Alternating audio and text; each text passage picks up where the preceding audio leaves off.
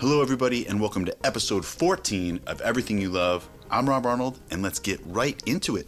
Today's first question comes from a gentleman named Scotty Johnston, and he says, loving these vids, man. Are you gonna do another Everything You Love sometime? Well, Scotty, I'm glad you asked that because the answer is yes, and here it is.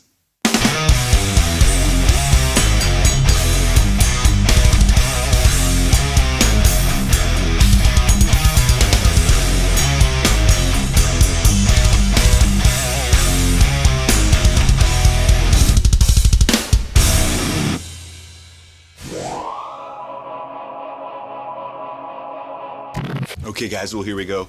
Got a ton of cool questions today, cool stories to tell, all that. But first, a couple things I wanted to mention. The first are a couple podcasts that I was a part of recently that I thought you might be interested in. I feel like podcasts are kind of like under the radar right now, at least maybe for me personally. Like a lot of my podcast listening, which I totally got into over the past year for sure, like a lot of them, great ones. But I feel like a lot of them were on my drives, and just because of COVID, I'm not driving anymore, really so much. So I'm just missing out on so many I see. You know, I see the updates from the podcasters that I like, and unfortunately I'm just not really tuning into those. And so anyways, it's going to be a lot of catching up eventually once I start hitting the road again here more. But you know, it's probably an industry like so many that, are really feeling an effect of this. So get out, support the podcast shows that you like and stuff, and check these out that I'm going to mention here. If you didn't know about them, the first is the Shockwaves Skull Sessions. Shockwaves.com. Kind of hard to say, but anyways, cool interview that I and Mark Hunter recently did together. It's rare to hear us together or see us together anymore. In an interview or a podcast or anything like that, it's certainly been many years since we were on one together. But this one, it came out really cool. They had us on just to really talk about the origins of groove metal and what, where that came from and its influence on us and what Chimera did for groove metal, all this kind of stuff. But it quickly evolved just into talking about Chimera's early days, how we came together, what happened at the beginning, taking us through Impossibility, self-titled, just an interesting talk like that with Mark and I and a couple guys from the ShockwaveSkullSessions.com podcast network. I recommend you check that one out. I'll definitely link that below. The second one is a podcast called Talk Toomey, and this one had just Mark on it, and I came across this episode 247, where Mark was taking us through the Pass Out of Existence album, track by track, breaking that down, talking about every song, like his memories about how it came together, the process of making some of them, recording all that, and it was just really cool. I found myself immersed in it. I've mentioned before that Mark has a really good memory.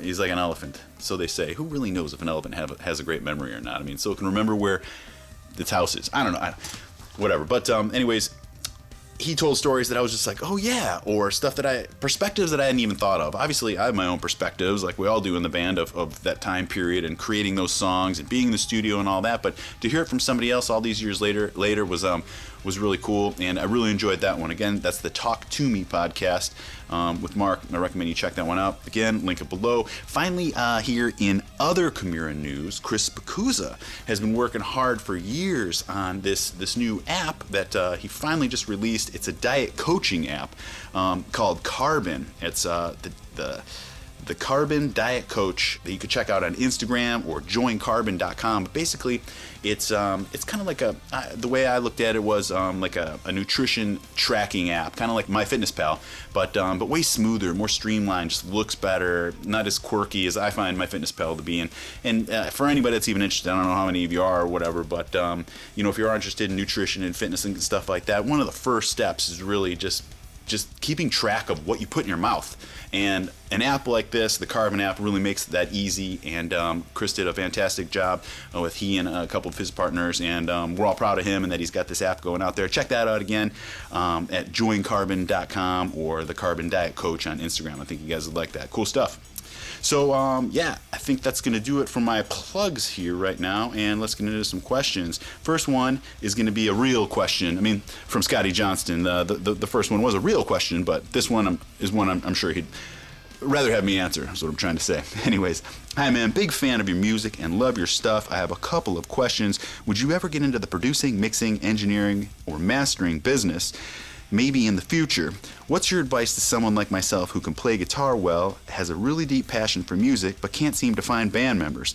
And what do you think is the most important thing about trying to achieve that unique, personal, signature guitar sound? Hope you're keeping well. Thanks, Scotty. First part, boy, there's a lot to this one, but the first part, have I ever thought about getting into the producing, mixing, and engineer game? That's actually what I've been doing for the past almost 10 years now since I retired from the band. So go back and check out all the early episodes of Everything You Love, because I talk about this at length, how I put my studio together and taught myself to record all this time, really so I could make the Elite album and what I've been doing all this time. So yeah, I cover that in a lot of the earlier episodes. I recommend everybody that hasn't seen those go back and check those out, because there's a lot of cool information. Then, what's my advice to someone like myself who can play guitar and has a deep passion but can't find band members? You know, I hear this a lot, guys trying to find band members, and, you know, I think it's a lot of the time, well, first of all, it's putting yourself out there, but the most important thing, even if you put yourself out there, is that you have to be good. Your music has to be cool. And more importantly, you have to have a great attitude. And I've said this in other ways before, too, that even if you're not that great of a musician, if you have a great spirit or rhythm or attitude, or you're good at something that can really help a band, a lot of the time that's what gets you in the door. You know, just having a skill, you know, but it's really a combination of all those things. Being able to pull your weight and provide something to the group that other people see value in, being great at your instrument or your craft, how you sing, whatever you're going to be doing in the band, just being good at that other people see and want to be a part of. And then having a great attitude about all that. All those things are really important. And then I feel like it'd be easier than ever right now with social media and everything, because I guarantee, I don't care where you're from, there are other dudes in your area who are thinking the same thing as you right now. Like, hey, I wish there were other guys like me who could get a band together. Well, you just got to put yourself out there and figure that out. Back in the early days for us, it could have been via newspaper, you know, like the little ads in the back of here in Cleveland. It was a Scene magazine, you know, guitarists seeking musicians, drummers seeking singer, lead guitar player, you know, and that's just how you did it. But now with social media, like, hey man, I made these demos, check this out, if you like it, hit me up, let's collaborate. Or hey, I'm looking for some guys to make some demos with, I'm a guitar player, and you can present your stuff. Here's some stuff. It's like almost like you could just put the audition right up online there for people to cherry pick from. Oh, I like this guy's style, you know, I want to jam with him. So if you have some those things that I mentioned before, that's going to make it a lot easier. But certainly with social media, you got a great place to start. You just got to get out there and make it happen for yourself. And finally, what do you think the most important thing about trying to achieve that unique, personal, signature guitar sound is? There is no important thing. It just happens, you know? There's no magic pill. Nobody says, I want to, well, maybe they say this, but nobody sets out to create the signature guitar sound, because it can't be fabricated. It has to be something totally organic that people love, and they decide for you that it is a signature guitar sound, you know? Dime became Dime. Eddie became Eddie, you know, by working hard and putting their heart and soul into their playing, and other people felt that. There's some certain connection. There's a lot of guys that put their heart and their soul into their music or whatever, and nobody cares about it. And that's why it's just by chance. It just so happens, you know. So unfortunately, there is no way other than working as hard as you possibly can at it and hoping for the best. Playing the lotto, if you will. Cheers, Scotty. Chris Mars. Question, what do you think of Korn, guitar-wise, and have you ever played together? Your best 5 nu metal groups. Thanks, man. Keep it up. Love you. Thanks, Chris. Yeah, man, we've done tons of shows with Korn. I've been fortunate enough to do tons of shows with Korn. I was a late bloomer for Korn. Like, when everybody was getting into them, I just didn't care about them. You know, I was probably after Life is Peachy came out that I started like paying attention to them. And then I went back and checked out their first record, and it's one of those records that, you know, just like everybody, where I completely fell in love with it, couldn't stop spinning it. Still one of my favorite records to this day. Those guys as guitar players, totally innovative, awesome with the 7 strings and what they did with that kind of stuff. The groove, come on, you know, I mean, just undeniable head bobbing riffs, just super cool stuff. The Korn guitarists are absolutely great. So yeah, it started out, we did the Ozfest in 2003 with them. And then they took us to Australia in 2004, I think. That was super cool. And then we did the whole Mayhem Festival with them back in the States in 2010, which was another totally rad tour. But and then my top 5 new metal bands. Well, new metal's different to everybody, and what's classified as new metal is different.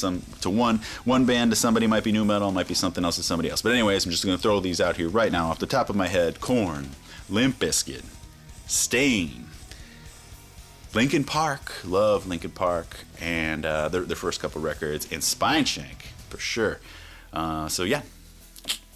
Next up, a question from 10 Ton Hammer. Yes. To start, I love Camaro brutal riffs. My question is, it's kind of a two-parter. When a guitar company endorses you and you get your own signature guitar, do you have to pay for them? Do they make additional guitars for you, or do you have to ask to have more guitars built? Love the videos. Just came across them earlier this week. Wash your hands. Thanks for tuning in, 10 Ton. Hope you'll continue to do so. No, if you... I'll explain endorsements here, but just to answer directly here, like if you've got a signature guitar with a company, you don't have to pay for them. An endorsement, if you just have an endorsement, like let's say, if you're endorsed by ESP Guitars, there are different levels, different deals, and you may have to pay for them. Certainly some sort of discount or whatever. But if you have a signature series with a company, I doubt that you have to pay for any guitars. And do they make additional guitars for you? Do you have to ask for more guitars to be built? Again, I'd say it's on a deal per deal basis. We were always super fortunate with ESP that they just anything we asked for, they provided to us at no cost, because that was just part of the deal of the endorsement that I'll explain here. But we were also cool about it, and didn't take advantage of it. Some guys take advantage of their endorsements, and that's just not cool. We maintained a great relationship with all of our endorsers over the years, and therefore there was never any static of any type. And when we needed something, we got it because we played the game, which is what I'll explain now about endorsements, whether it's music or sports or makeup or fashion or whatever. These companies want to give people that are in the spotlight their equipment or clothing or gear or whatever to play in front of large audiences, so that those audiences will then buy the product. Obvious, right? So, if I'm playing ESP guitars, they were happy to have us play those on stage, so that kids would go out and buy them. Dudes were at the show, and that worked. It did. People love them. They're great instruments, and it worked for me in a sense. This is kind of weird, but I wanted to play ESP guitars my whole life because Metallica played them.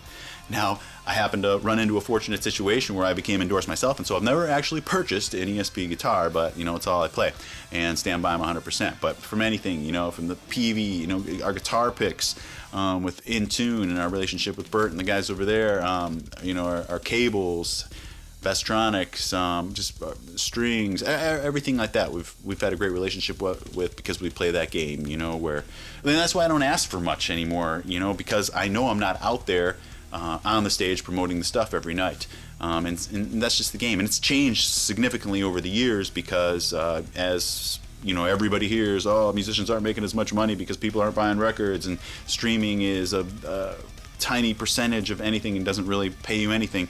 But all that trickles down, so if musicians aren't making money, there's just less touring, less albums being sold, less gear being sold, all this. So it's just harder. The whole music industry is, just trying to tread water and do all they can. So I'm going to guess that endorsement deals are harder to come by, or certainly not as indulgent as they were back in the day, like record deals and stuff like that.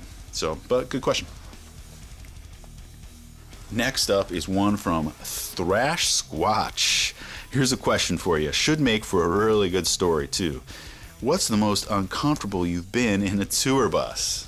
So, this is kind of a buddy here. Thrash Squatch is an old Camaro buddy, Todd Evans. Anybody that knows Guar, which I know a lot of you do, Todd was Beefcake for years, the bass player in Guar during Camara's touring days, in the 2000s there, I'd say. So we did a lot of shows with Guar, some tours with those guys, and had a great time with them, friends with those guys, and really hit it off with Todd, the bass player. And he ended up playing in Camaro for like a few shows when Jim's grandma passed away, and so Todd filled in for us.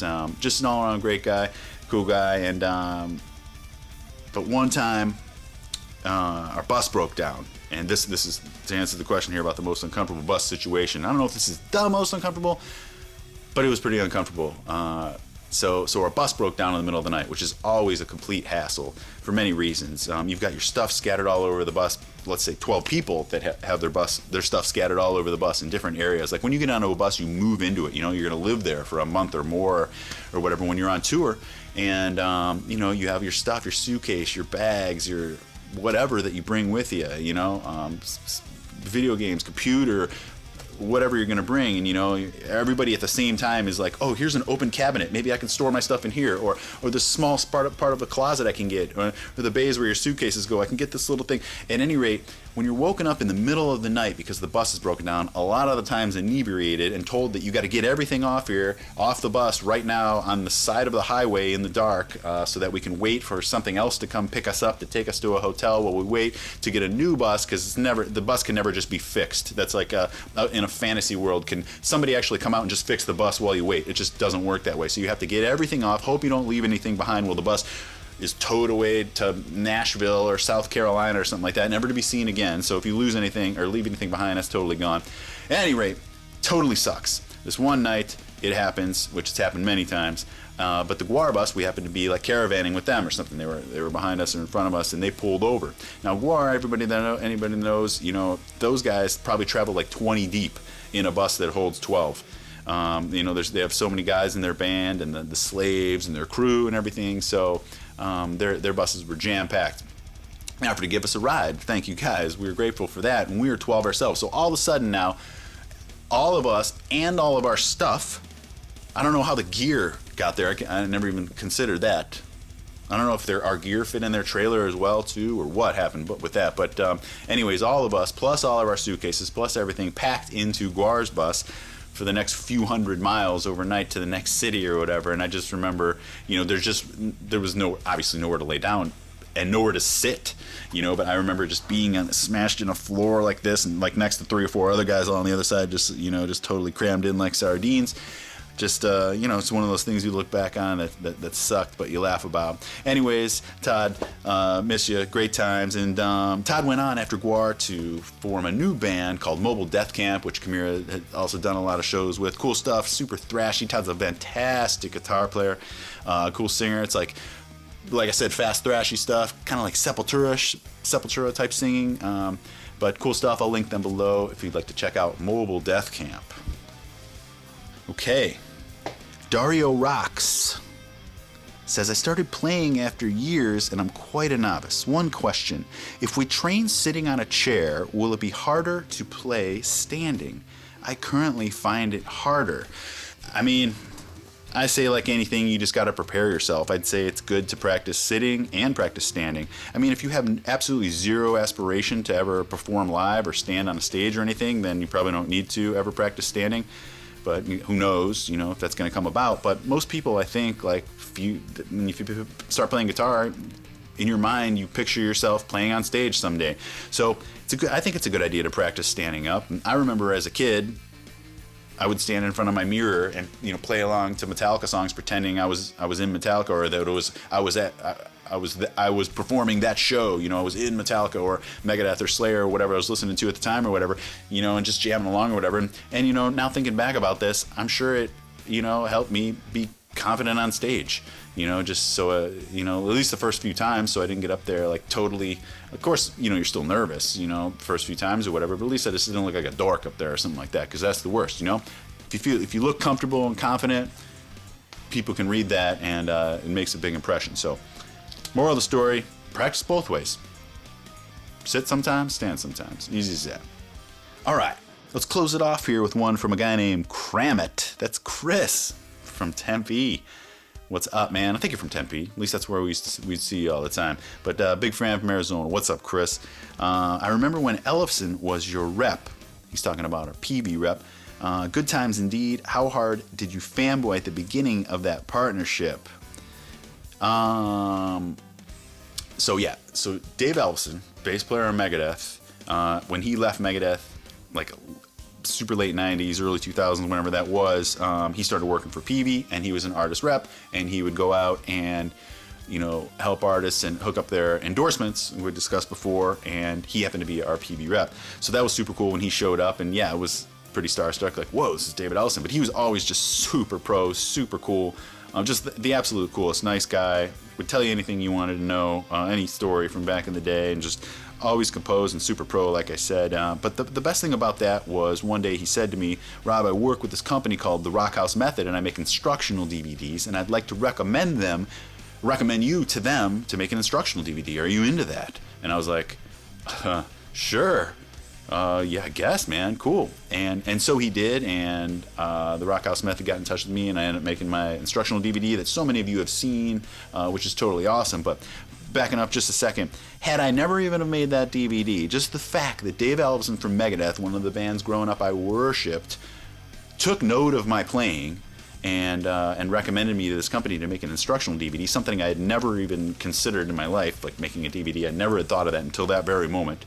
But that he took note of my playing was one of those notches on the belt or pat on the back things, that was super awesome. And that DVD's done great for me. Like I said, so many of you have seen that, and I know that, and they're still available today. If anybody's interested, you can check them out on my website. I'd love to sign a copy for you personally, and I'm sending them out personally myself, not because I have boxes of them that the company gave me.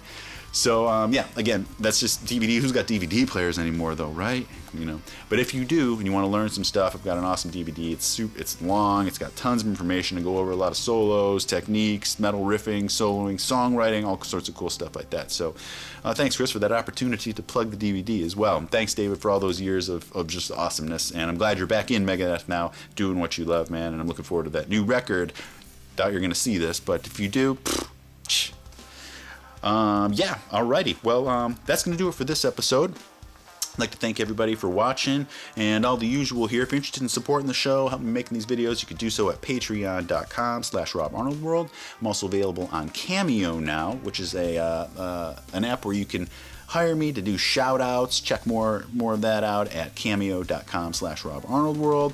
Thanks everybody for tuning into my new Quick Riff series. I got another one of those coming up here soon, and so many ideas. I've been collecting all your ideas for those, and I have a huge list and a tall order in front of me, and I'm going to get ripping on those. And I'd love to just crank those out, but I know there's players or people here that aren't guitar players too, and I have to consider them. And so, as always, my channel here is going to be a variety of things.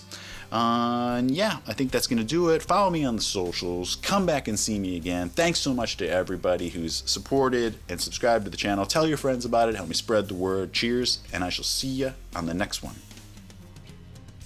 Hello, I am Rob Arnold's 8-year-old daughter, and yeah, I'm scared to be here, and I want my dad to get the golden play button, so just subscribe to his channel, and give him a big thumbs up, and click that bell. Bye!